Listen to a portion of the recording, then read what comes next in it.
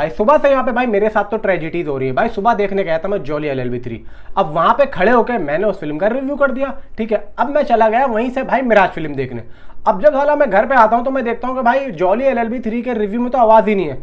अब मजबूरन मुझे दोबारा से उसका रिव्यू करना पड़ा घर में बैठ के। अब यहाँ पे भाई मैंने किया, कम से कम 1 घंटा तो चाहिए एक वीडियो के बाद में दूसरी वीडियो को अपलोड करने में। बस यही वजह थी जो मिराज का रिव्यू देर से आ रहा है। अब सुनो मजे की बात, मिराज फिल्म अगर आप लोगों ने नहीं देखी तो मैं आप लोगों को बताता हूँ कि ये फिल्म होगी कैसी और आप लोगों को लगेगी कैसी। भाई देखो यहाँ पे मैं इस फिल्म को देख के आया हूँ, अब क्या ये फिल्म पैसा वसूल है या पैसा वेस्ट है।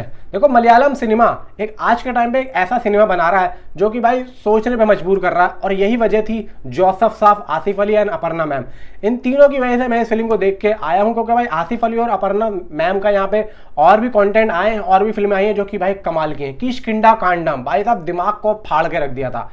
और तो और अब देखो बहुत से लोग यही कहेंगे कि भाई क्या बकवास है, क्या शानदार बकवास यहाँ पे बना दिया, मतलब तारीफ के साथ साथ उसकी बुराई भी होगी। ये जो अब मैं आप लोगों को बताने जा रहा हूँ, अब सुनो कहानी।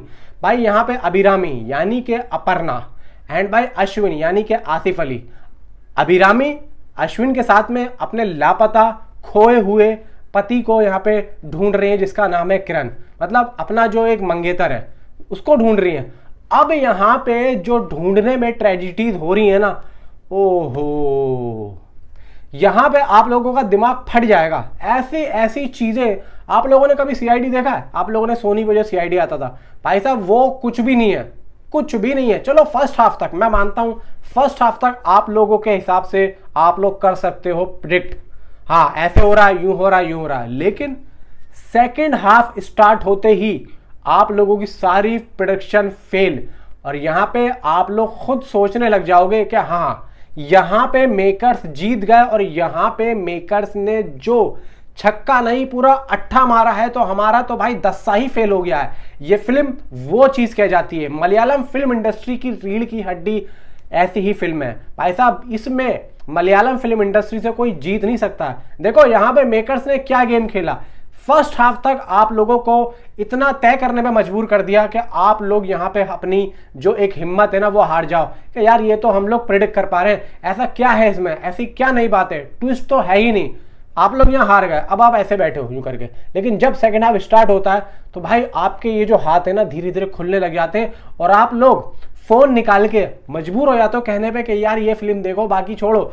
ये फिल्म आप लोगों को एक ऐसा अनुभव देखे जाएगी, एक ऐसी चीज देखी जाएगी। और भाई कहीं ना कहीं फिल्म के अंदर एक, मैं आप लोगों को बता ही देता हूं, एक है मैसेज है, और कहीं ना कहीं भाई ट्विस्ट देखना आप लोग, ट्विस्ट ऐसा है कि दिमाग फट के नीचे गिर जाएगा, आंखें मजबूर हो जाएंगी कि भाई यहाँ पे हमें तुमने क्या दिखा दिया। देखो मलयालम सिनेमा का जो सबसे एक मेन जो मुद्दा होता है ना वो ये होता है कि यहाँ पे चीजों को रोक दो, अभी चीजों को बहुत ही थोड़ा थोड़ा करके दिखाते हैं, यानी कि जरा सी कहानी को वो लोग बहुत ही लंबा कर देते हैं। तो यही चीज यहाँ पे जो हुई है ना, अगर आप लोग ये सोच रहे हो फर्स्ट हाफ तक तो आप लोग गलत हो।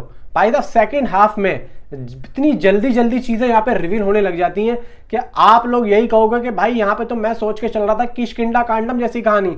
यानी कि उसमें क्या दिखाया था, उसमें दिखाया था आसिफ अली के जो फादर होते हैं उनको भूलने की बीमारी होती है। अब भूलने की बीमारी होती है, इतनी भूलने की बीमारी होती है कि वो अपने पोते की लाश को छुपा के भूल जाते हैं, आपको याद होगा तो। एंड यहाँ पे जो अपर्णा होती है वो भी कहीं ना कहीं, अपर्णा उसमें भी अपर्णा ही है, वो भी यहाँ पे भाई एकदम ऐसी होती है कि पता नहीं इन्होंने क्या कर दिया। आप लोग फिल्म देखना, वो आप लोगों को पता चलेगा, ऐसी कहानी थी वो। हालांकि हम तो ये सोचते रहे कि भाई कुछ बंदर का सिस्टम होगा, बंदर ने तो नहीं मार दिया, ऐसा हमें लग रहा था क्योंकि भाई बंदर बंदूक चुरा के ले जाते। अब सोचो कहानी को इधर घुमाया उधर घुमाया, तो आप सोचो कि ये जो फिल्म आई है ये कैसी होगी। जब भी तो मैं कह रहा हूँ फर्स्ट हाफ तक आप लोगों को सोचने पे ऐसा कर देगी कि यार हमें तो पता ही है, आप लोग सोचोगे ही नहीं फिल्म के बारे में, आप लोगों की आंखें ही ये फैसला करती चली जाएंगी कि हाँ भाई ये फिल्म ऐसी है। लेकिन यहाँ पे सेकंड हाफ के बाद में आप लोगों का दिमाग जो है ना पकना शुरू हो जाएगा, जैसे कि खाना पकना शुरू हो जाता है ना, तेज अगर लॉ कर दोगे ना 4 नंबर पे तो खाना तेजी से ऐसा होने लग जाएगा। मेरे साथ भी ये हुआ, मेरे बराबर में। हालांकि मैं एक बात बता दूं, मैंने इसको मलयालम लैंग्वेज में देखा, हिंदी में नहीं देखा। मेरे बराबर में एक लड़का बैठा हुआ था, वो एक्चुअली में मलयालम लैंग्वेज को यहाँ पे समझता और जानता था। अब उसने मुझे बार बार बता रहा था कि भाई अब ये कह रहा, अब ये कह रहा है, तो मैं तो भाई उसकी बातों को सुन के रिएक्ट कर रहा था। लेकिन भाई यहाँ पे जितने भी लोग थे, आप लोग देखेंगे मैंने स्टार्टिंग में दिखा दिया, ज्यादा लोग नहीं थे, लेकिन जितने भी लोग थे काफी ज्यादा एंजॉय कर रहे थे और उनको मजा भी आ रहा था। नीचे कमेंट में आप अपनी राय मुझे जरूर बता। भाई इस फिल्म को मैं देना चाहूंगा 4.25 स्टार। मजा आ गया भाई यहाँ पे, मुझे तो बहुत ज्यादा मजा आया। आप मुझे नीचे कमेंट में जरूर बताएं कि आपको ये फिल्म कैसी लगी। Thanks for watching.